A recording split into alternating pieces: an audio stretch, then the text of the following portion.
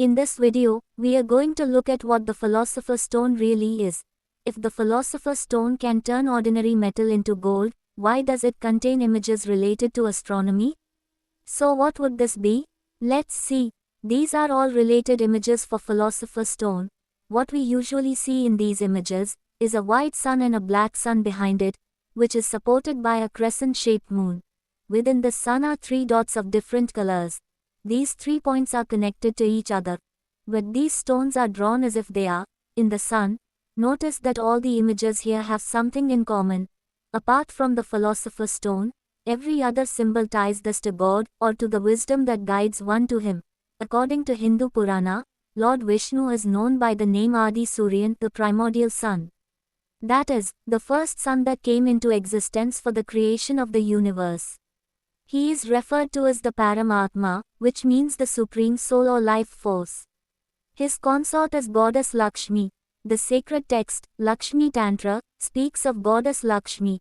It reveals that every form of mantric sound is born from her, and that these sacred vibrations are the very source from which all material existence arises. The text further describes goddess Lakshmi as the mother of all sounds.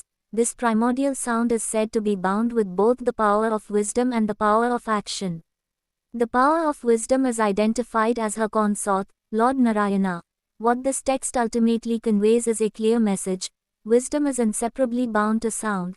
When viewed from this perspective, why couldn't these three colored points be quarks, and this chain-like structure be a gluon? Because scientists believe that a quark is made up of a tiny vibrational string. Yes, this clearly points to sound vibration. Similarly, in Tamil language, the letter that appears with 3 dots is called the Ayudha letter. It is the 13th letter among the Tamil vowels. Our ancestors have stated that the place of origin of this letter is the head.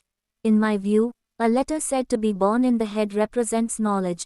This is not an ordinary stone. It symbolized God. This form exists beyond all dimensions and is connected to the soul, birth, and death. So overall, it is a symbol intimately connected to the divine. This is the true meaning of the Philosopher's Stone. Our ancestors subtly embedded this message in many places for us to understand.